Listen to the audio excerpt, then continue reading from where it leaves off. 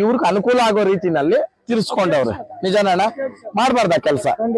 ಯಾಕಂತಂದ್ರೆ ನೋಡೋಣ, ಬಸವಣ್ಣ ದೇವ್ರು ಓರಿ ಕಟ್ಟೋದು ಅಷ್ಟು ಸುಲಭ ಅಲ್ಲ. ಇವತ್ತು ನಾನು ಅಂದವ್ರದ್ದೆಲ್ಲ ಏನಾಗವೆ ಆ ಪರಮಾತ್ಮ ಒಬ್ನ ಹೇಳ್ಬೇಕು. ಏನಣ್ಣ ಹೇಳೋದು? ಆ ಕಾರಣಕ್ಕ ದಯವಿಟ್ಟು ಬೇಡ, ಬಸವಣ್ಣ ದೇವರಲ್ಲಿ ಭೇದ ಭಾವ ಮಾಡೋದು, ಇನ್ನೊಬ್ರು ತಂದಿಕ್ಕೋದು ಬಿಟ್ಬಿಡ್ರಿ ಅಂತ ನಾನು ಹೇಳಕ್ ಇಷ್ಟಪಡ್ತೀನಿ. ಕಷ್ಟ ಬಿದ್ದು ದನ ಕಡಿಸ್ತಾ ಇರ್ತಕ್ಕಂಥವ್ರೆ ಪುಣ್ಯಾತ್ಮರು. ಇವತ್ತು ಹಳ್ಳಿ ಕಾರ್ ಉಳಿಬೇಕಾದ್ರೆ ಬೀಜದೋರಿಗಳವ್ರೆ ಪ್ರಮುಖ ಕಾರಣ. ಪ್ರಮುಖ ಅಂದ್ರೆ ಮೇನ್. ಅರ್ಥ ಆಯ್ತಾ? ನಾನು ಒಂದು ಕಾಲದಲ್ಲಿ ನಾನು ಬಂದಿಲ್ಲ ಅಂದಿದ್ರೆ ಎಷ್ಟೋ ಜನ ಮುಚ್ಚೋಗೋರು. ನಿಜನ ಸುಳ್ಳಣ? ನಾನ್ ಬಂದ್ ಹೇಳಿದ್ ಒಂದೇ, ನಿಮ್ ತಾಕತ್ ಐತಾ 500 ಹಸ ಕಟ್ಸು ಒಂದ್ ದಿನಕ್ಕ. 500 ಕಡ್ಡಿಗಳು ಪರ್ಕಿಗಳು ಬೇಡ ನಮ್ಕ, 500 ಹಸ ಕಟ್ಸು. ಏನಣ್ಣ ಹೇಳೋದು? ಮಾಡ್ರಿ.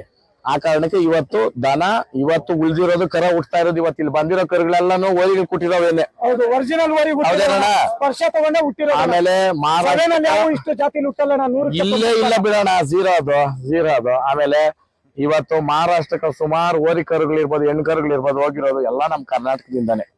ಅದಕ್ಕ ಗುರುತು ಪರಿಚಯ ಇಲ್ಲ. ಅಲ್ಲಿ ಹೋದ್ಮೇಲೆ ಹೆಸರು ಮಾಡವೆ, ಬಟ್ ಇಲ್ಲಿ ಕೊಟ್ಟವಾಗ ಅವು ಸಂತೆ ದನ. ಆ ಕಾರಣಕ್ಕ ಎಲ್ರಿಗೂ ಒಳ್ಳೇದಾಗ್ಲಿ. ಆಮೇಲೆ ದೂಷಣೆ ಮಾಡೋದು